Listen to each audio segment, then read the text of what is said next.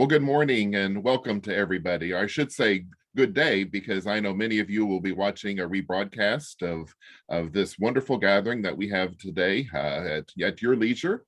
But I just want to say we're so grateful for the leaders here today, for Jan Airy and for Jennifer Long and Teresa Hamilton and I'm sure everyone present here is so involved in Disciples Women's Ministry in the Mid-America region.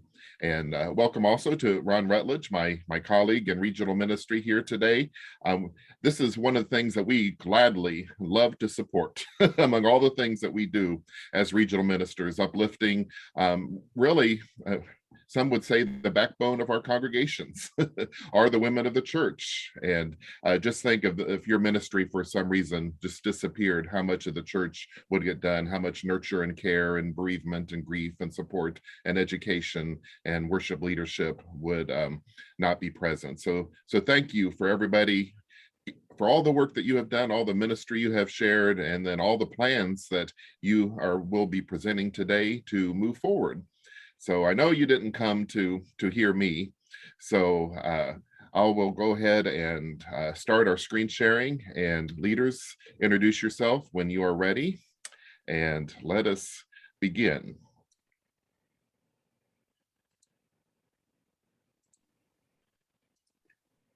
So Jennifer needs to put her audio on. Of course, I would be the one. All I right. am Jennifer Long, and I'm the Disciples Women Ministry Coordinator for the Mid-America region. I'm a 2009 graduate of the Missouri School of Religion that was in Jefferson City, a graduate of Phillips Theological Seminary with my Master's of Divinity degree. And I am also recently called as the senior pastor to the Buffalo First Christian Church, where I have served as the associate. I am a woman, a wife, a mom, and a nana, and I am truly excited about today's conversation. Thanks, Jennifer. I'm Jan Airy, and I coordinate the older adult ministries for our region. I am a gerontologist by training, as well as a family counselor. I came to be so interested in this topic, not only, as Jennifer mentioned, because I am a woman, but also because I was influenced by women in my life so early on. My youngest memories are some of the people in our church and in our community who were, I thought, ancient but elderly. And those older women had such great influence on our church, on the people in our area, and on me. And I imagine they had no idea how this led me to the work that I am now in. Well, Andy Ashworth, a well-loved author, has written about the importance of women in ministry. She talks about how each of us has a wealth of experience as men and as women, but that a general habit or inclination of women, which is to share and is to give our lives to others in ways of care, have really created a ripe and open environment for being influential in our culture and in our churches. She talks about how she's done her research and knows that younger women, are interested in seeing the life of those who are older in its beauty, in its grandness, in its influence, but also to learn ways of how to be community in care and in community. And so with that, with those encouragements to us, we also can see by research that the Princeton Seminary has established a women's ministry through the intergenerational study group of lay and clergy who have explored the lives of women in Bible study and brought it straight forward to the issues of our society and our churches today to find the similarities and the connections. And historically, women have carried a great role though many times behind the scenes in our own churches and communities. So to share some of that history and give us some perspective, I'd invite Jennifer to share now.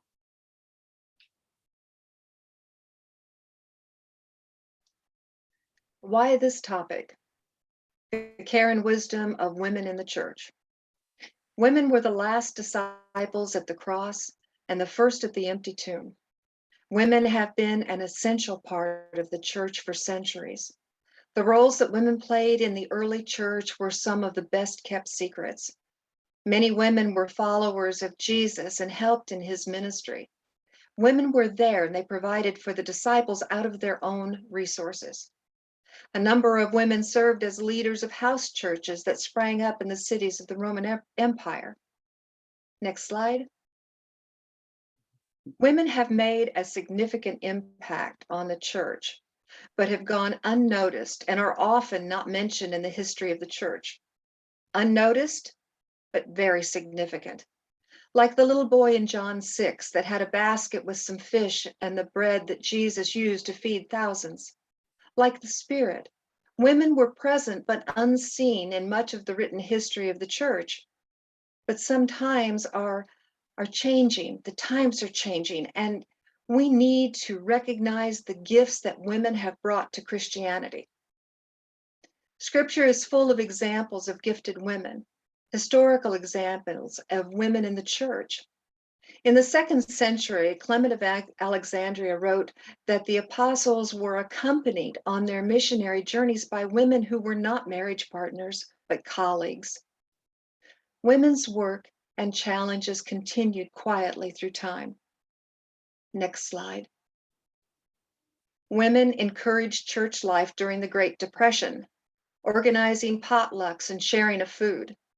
Women found ways of social entertainment in the church that drew the people in when there was no money to entertain themselves, and many learned the value of helping others. From behind the scenes for centuries, women have accomplished things for the benefit of humanity. Women organized clubs that would encourage one another to gain knowledge and ways to react to social justice. In the 1800s, women found their voices, and some denominations like ours ordained women to preach and teach the gospel. Women have been instrumental in missions. In 1874, the Disciples Women's Ministry was founded, known then as the Christian Women's Board of Missions. In 1887, 6 women from a prayer group formed the National Benevolence Association of the Christian Church for purposes of meeting the needs of people that were without homes and children without parents or guardians. In 1908, the Home Missions Council and the Council of Women for Home Missions and the Federal Council of Churches were founded. In 1949, CWF, Christian Women's Fellowship, was formed by 75 women in Indiana to unify all different women's groups. Reverend Dr. Sharon Watkins was the first woman to be the general minister and president of the Christian Church Disciples of Christ in the United States and Canada. And our now presiding Reverend Terry Hoard Owens is the first African American woman general minister and president. Next slide. We have come a long way. There has been a shift this past year or so with the pandemic. Younger women have been at home more. Older women are becoming less able to do as much in the church physically, but have so much wisdom and knowledge that needs to be passed on to the younger women as they step forward and take on more leadership in the church. And we need to encourage all women, reframe events, foster connectedness, cultivate connections, and acknowledge that something momentous is about to happen, and it's taking place right in front of our eyes. Many women through this last year and a half have chosen either by circumstance or by willful acceptance to stay home, to encourage a new family system. And in so doing, this opens up opportunities for women to reach out to other women. Women have stories. We do not want to lose the history that we have. We need to pass it on to the new generation so that they can move forward together, collectively, building on one another's experiences. Next slide. We have lived through a time of learning again how to be a family and how to work together, male and female, to support one another, our families, and our societies. Let's rethink projects that might include couples, spouses, and significant others. Be open to possibilities. To include the younger women, we could change our way of thinking to include childcare during meetings and events, restructuring the times of gatherings to accommodate the working woman, and staying true to time restraints to make it easier for people to plan ahead and be available to come together. Why this topic? Women have come a long way, and we don't want their legacies, their wisdom, and their stories to be forgotten, so we can be better together. Thank you, Jennifer. And next slide, Paul. Way pavers and wisdom keepers, two wonderful phrases and concepts that may take some time to ponder. Women and men can be way pavers, showing the way to others and lining the ground to make it easier for followers to join and come along.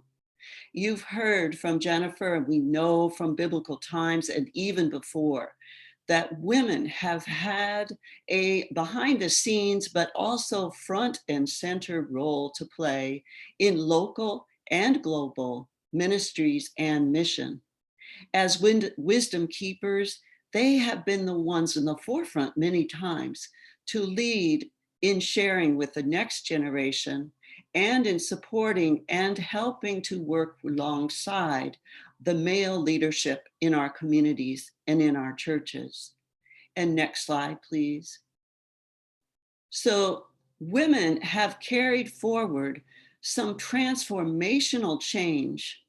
The Princeton Seminary group has studied Old Testament women, Sarah, Ruth, Hagar, Lydia, Esther, and they have added to that study in many ways the way that more contemporary women have picked up those generational lessons in Marie, in Rosa, in Harriet, in Kamala, and in many others. They found that raising the issues that these women of the Bible raised, there was a direct relevance and connection to our work today. The perspectives on the feelings of exclusion or adversity, of prejudices, of frustration, of high expectations, of isolation, and even danger. And many times these women, and we with them, have shown that we can be courageous, that we can find unity, and that we can have a warrior spirit that makes a difference. That history of women's work in the church back in those days of the 1800s to today began with organizations that collected pennies that became the mission of the church because their collection and collective influence had a long and far-reaching history. Jennifer is going to share with you next, along with Teresa, some of the ways that we see opportunities and realities and some specific examples of work that they are excited about. Women have come a long way, and we don't want their legacies, their stories to be forgotten. And so it is with that legacy in mind and the project that is being undertaken by the Disciples of Christ Women of Mid-America, I would like to introduce the Mid-America Disciples Women's sixth pillar of leadership. Teresa Hamilton has a long history with our Mid-America region, spanning 2 decades when she served as our first regional communications coordinator. Throughout the years, Teresa and her husband Russ have served congregations in Mocaine, Jefferson City, Rolla, Gallatin, and currently in Cameron, where they co-pastor the church. After furthering her theological education, Teresa began serving as a hospice chaplain in 2018. She describes herself as a lifelong learner who loves technology. In 2020, Teresa put her skills to the test by self-publishing her first gratitude journal. And now she is focusing on using podcast technology to encourage women to share their ministry stories through the Disciples Women's Legacy Project. Teresa feels an urgency to preserve our women's legacy stories before a generation of priceless memories are lost. She says, quote, "We need to pass on our rich Disciples Women's heritage to the next generation because they hold the future of women's ministry in their hands."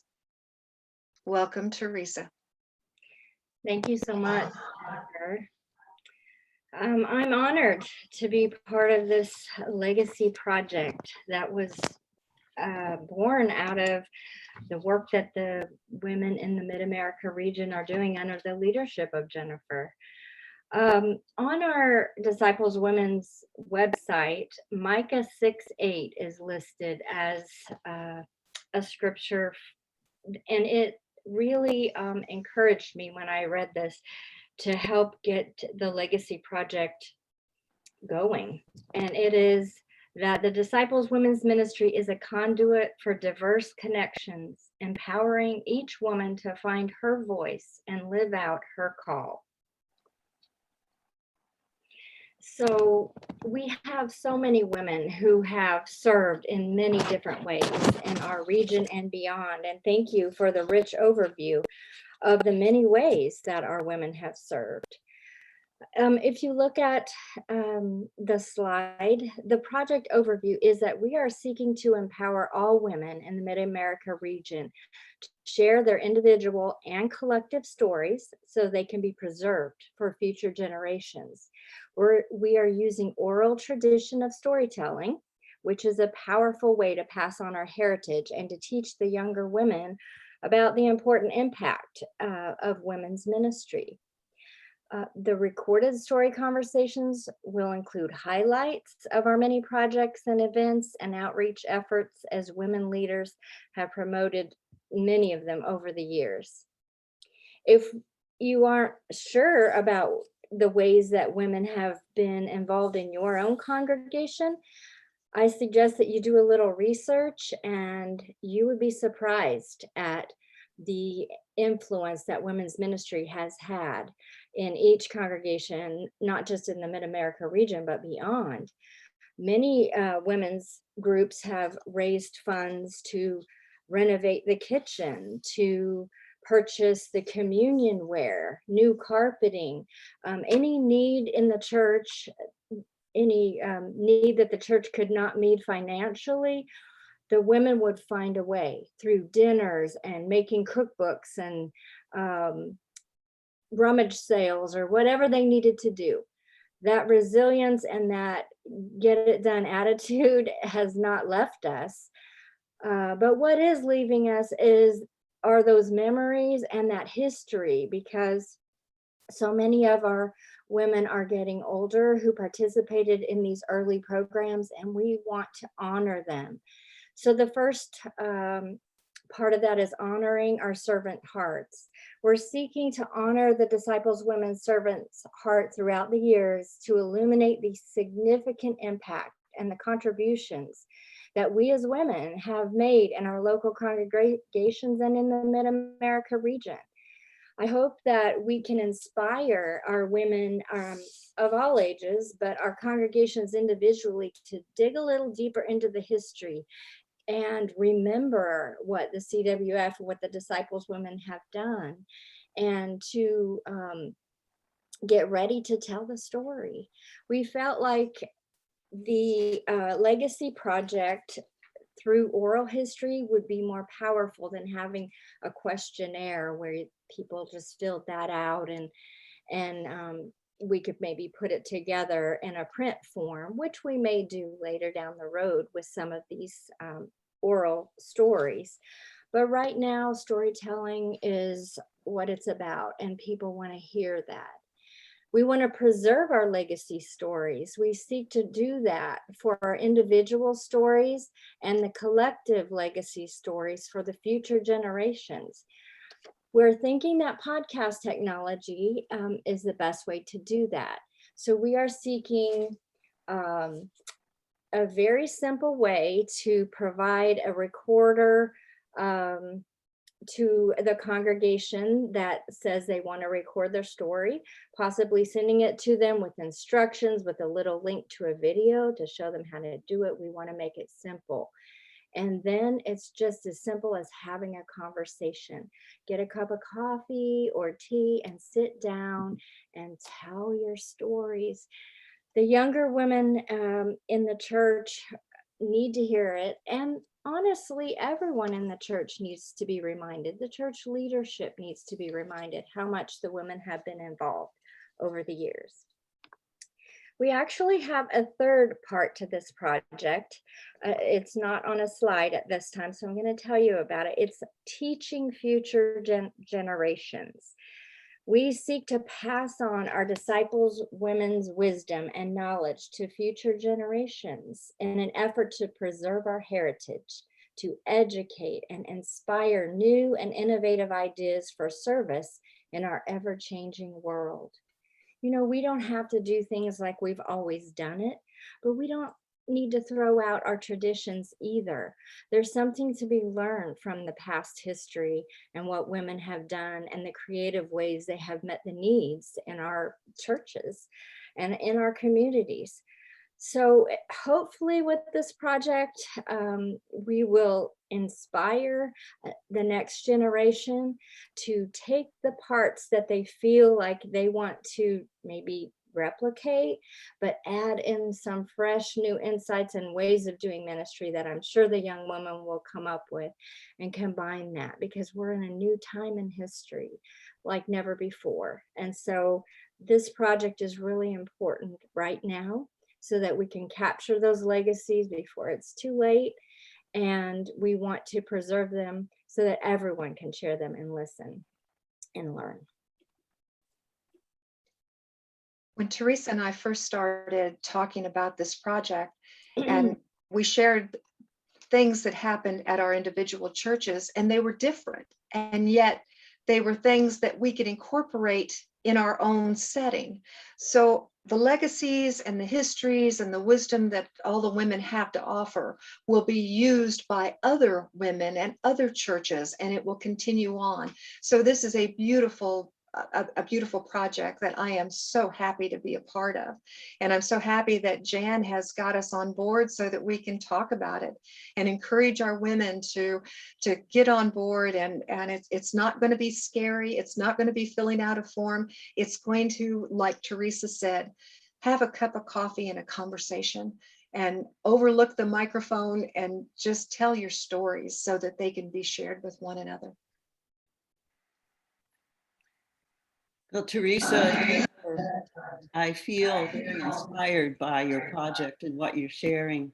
And I also know that historically, the stories that older people and people of experience have to tell are most compelling to the youngest of our generations. They are the ones that are fascinated by what it was like when Grandma and Grandpa lived their lives. And I think that this legacy project will help churches to bring together generations in sharing and learning and having the influence of knowing what those stories have today to teach us and for young children and people to learn from us.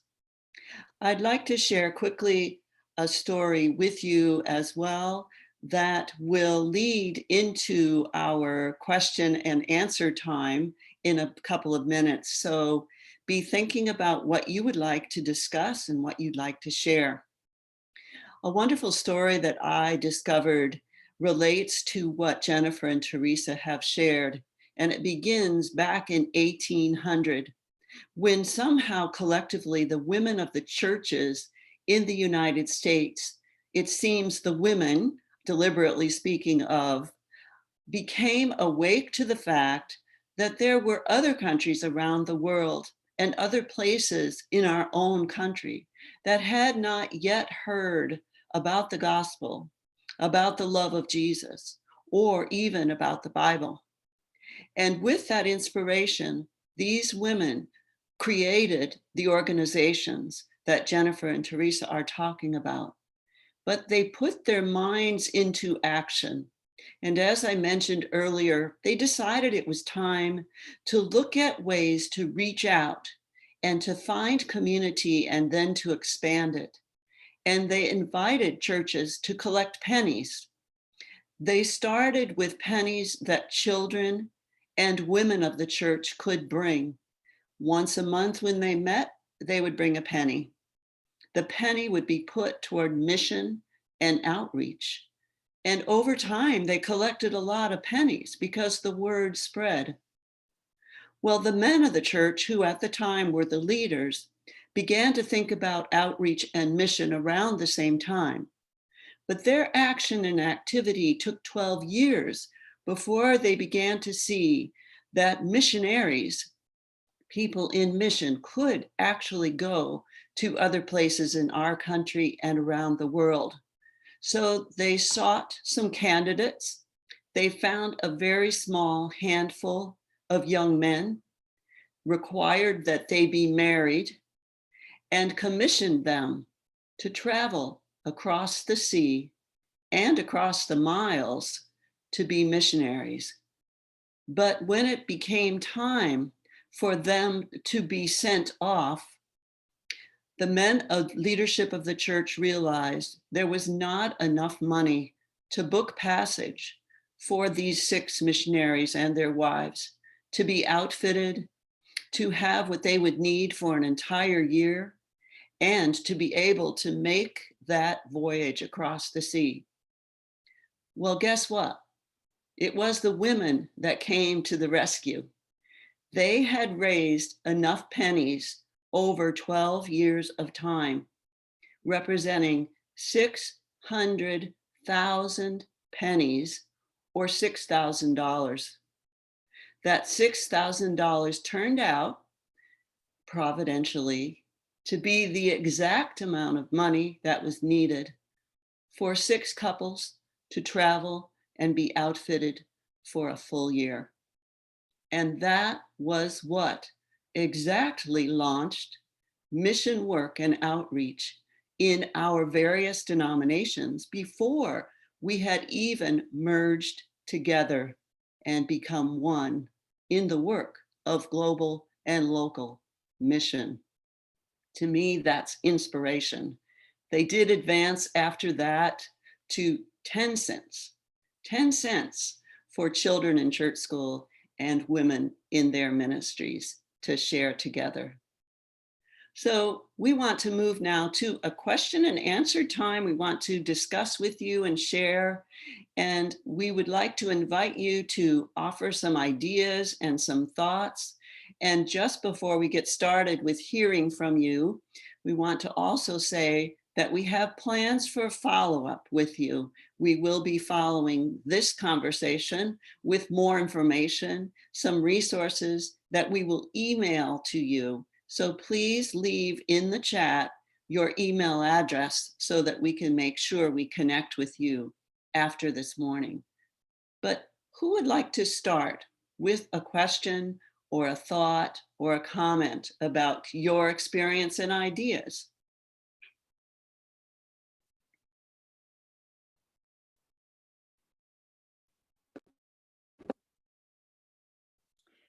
So I'll ask a quick question. On the Legacy Project, are you, and I think you probably are, also interested in just church life and the way it used to be, and women's involvement in that way, like setup of churches? Because there are, sadly, we've lost her now, but there was a woman who was one of the first women elders of our church. And now that's lost to time. But just experiences like that as women have their roles have progressed within the church. Are you also interested in that? Yes, I didn't know, Teresa, which one of us were going to yell. Right. Yes, all of the experiences, Teresa, are essential. Okay. That I'm sorry that you don't have that one to have a conversation with, but anything like that with women in your churches, women that have projects or individual things. Yes. Okay. Okay. And I apologize, I may have missed this. Do you have ideas yet on how these will be recorded, or is that information that's still to come? I'll jump in on that one. We are working with a technology person that is helping our region with the technology, and he had told us that possibly it would be a little recorder that would be very simply, we could even send it to your congregation with the instructions, and like I said, possibly a link to a video on YouTube that we would make to show you how to do it. So it would be as simple as pushing play and recording it, making sure the sound was good. Sound quality is going to be important. Hopefully it will be less than 30-minute segments. So if you needed to record more than one, I mean, that's perfectly fine. The reason we're using the podcasting sort of technology is that you can do episodes, or we can do as many as we want, and we can name them, for your congregation or the person, and we can upload those MP3 files, and other people can listen to them, whoever wants to. We're still in the infancy stage of working out all the technology, but we do have a lot of congregations already saying we want to do this. We're on board. And I think Jennifer and I will both be at the event in September and able to answer some questions and maybe even record something there with us together that we can upload, as the first one, just to show people an example. And I would encourage the stories that you were talking about. In our project overview, we did specifically say individual and collective stories.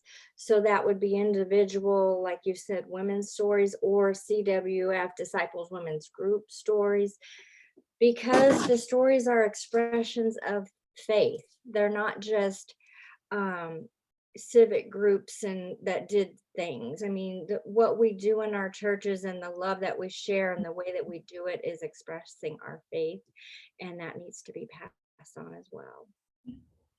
And one last question for groups or people who might be a little more unsure of where to start. Will there be, or could there be just maybe some sample questions, or here's how to get started on that conversation? I just didn't know. Sorry, I'm full of questions right now, so sorry. No, that's great. That will be provided as well. We don't want to, in my opinion, we don't want to close you in to say, here's what you have to ask, but we want to provide enough resources to make it really simple so that there's not that intimidation, because we want everyone to have the opportunity. Jennifer, do you agree? Is that? Yes, and Teresa and I talked about having a sample that we'll do together that'll kind of show you what to do. So we'll have a conversation between the two of us and tell some stories from our own congregations, and we think that will make it a little bit easier to flow into. Great. Thank you very much. Thank you, Teresa. Who else would like to ask or get us started on another track of discussion?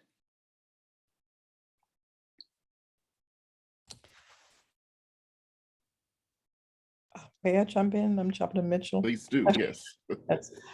Okay, so I'm actually a chaplain. I'm ordained in the Disciples of Christ Church, but I'm a chaplain for the Dublin VA, for the Veterans Administration. Would you care for basically stories from somebody that's sort of on the fringes of ministry and at the same time, connected? I mean, would that be also acceptable? As a chaplain, I'm not ministering in a church. I'm ministering outside the church, like the veterans. So is that also something that can be part of the story? Yes, you are a woman. You are a faithful woman, and you have your stories. You've got your legacy. So absolutely. Okay. Thank you. Thank you for asking that, Angelica. How about others? This is mostly an observation. I think so often we start with the visible works of women, that we have held those dinners and we have collected those pennies and we have done that action. But I think another part of Disciples Women's legacy has been expanding our understanding of Scripture and of and our understanding of Christianity. I think the studies that we've had, the Bible studies that we've had, the speakers that we had at Quadrennial, I know more than one woman that, their ability to stay in the church has been because of a new light on Scripture that they have encountered through the preaching of women or certain men, and that just the way we've looked at the stories of the women in the Bible and that sort of thing. And so I think, study's my thing, right now, but I just, I hope that at some point we can also lead people into saying, how has your participation in Disciples Women, or what in your story has helped you grow in your faith? Because I think that that's another part of it. I love that. That's great. I agree with you, Judy. And Judy, that leads me to invite a piece of conversation that Jennifer and I have talked about, and that will encourage some more comments from you, perhaps. Jennifer and I share a lot of things perhaps in common, but one of those is that we each have daughters. And in our planning for this webinar, we talked about how our daughters may or may not be actively involved in their church or in a church at this time. And we decided we would interview our own daughters. We would have a conversation with each of them to ask some questions. We didn't write out our questions, but to ask them, how would you like to see the church community relate to you and your life? And what is it that might draw you back or draw you to the church community? And so Jennifer and I had those conversations and agreed that it would be important for us to share just briefly what some of those responses were from our daughters. So I will offer you quickly what my two daughters said, and then invite Jennifer, and then ask you all to join with us in the conversation. One of my daughters said that it was really important to her that she had a role, that there was some place that she fit into the community and the congregation at church. And I think by that same token, the role meaning also a recognition or appreciation for what she, as a younger person, a young adult, has to offer to the community, and a kind of openness to what she may have to share equally with others in leadership or with other women in the organization.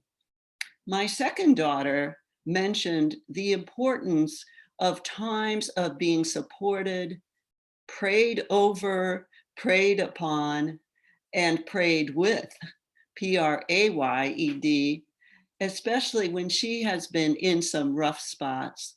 She talked about how her congregation offers prayer one-on-one with trained people after every Sunday worship, and how important that's been to her in her own learning then how to offer that to others. But the sense of community beyond the church has brought her many new friends who have done outings for the sake of their own friendship, but for the sake of the growth of their own Christianity and faith as well. And Jennifer. Many of you have prayed for my daughter through this year. And when I asked her these questions and I left it up to her, she really needed to think about it. And so I said, well, you go ahead and think about it and send me a text or send me an email with your answers. And she did. And I'll quote her in a minute. But one of the things my daughter shared for herself and for the others that she knew, that more children's activities. She has two little boys, one is 6 and one is 10, but more activities would bring more younger women back to the church. And that parents gravitate toward places where their children are comfortable and involved with a friendly family atmosphere. She also shared that the younger generations are looking for a place without judgment, a church family that rejoiced when they came, but did not make them feel like they had to sign the guest book if they hadn't attended in a while. Her quote was, "Less judgment. If someone chooses to not attend for whatever reason, just be happy they have come back. No reason for passive aggressive comments or guilt tripping anyone for not attending for any amount of time.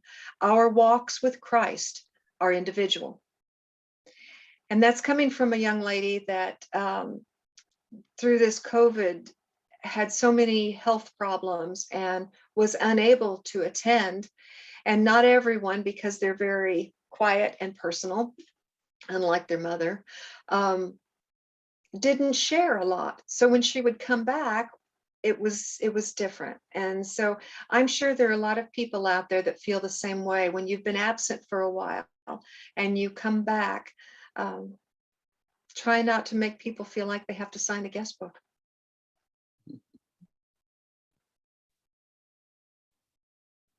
Others of you who have thoughts or experiences or suggestions on that?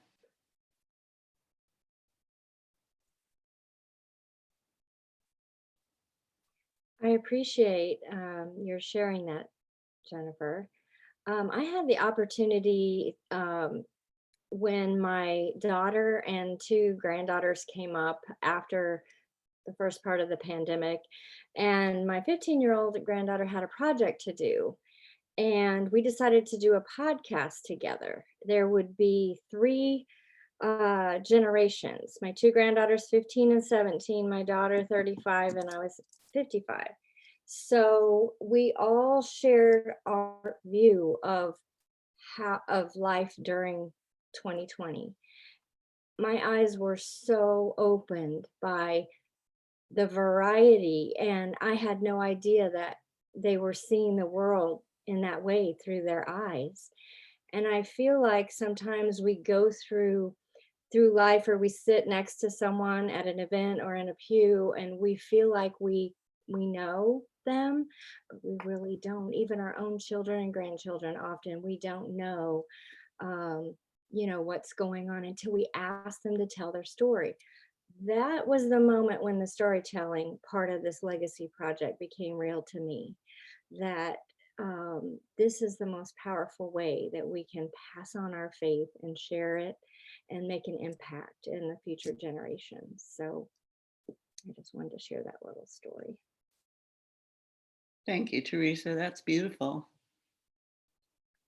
Others?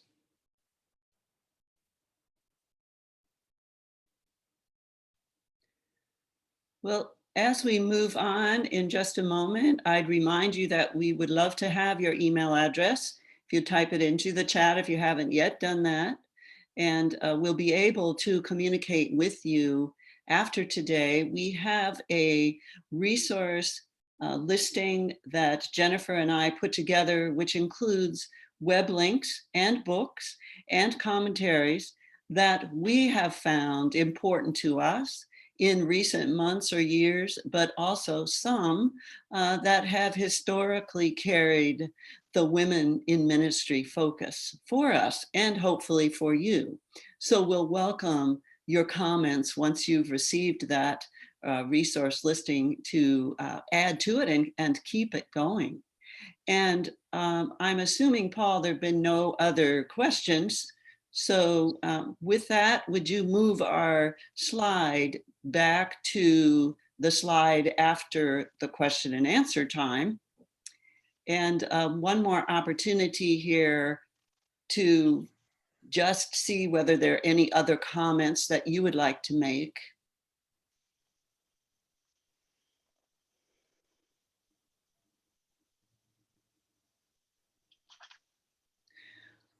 Well, as we wrap up this time, I want to share with you that women, as well as men, but older women may have the greatest experiences and stories to tell for all of us to hear about their study, their learning about growth from the Bible, from the word of Jesus and Christ.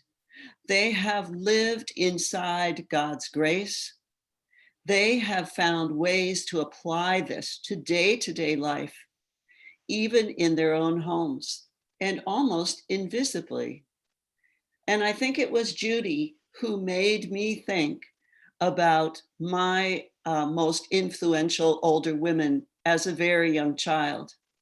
Do you know that their ministry that I saw had to do with mailing cards, thoughtful cards to people in all kinds of situations, and in their prayer life? Prayer was a powerful, powerful ministry and message. And of course, it still is. So we have so much to pass on.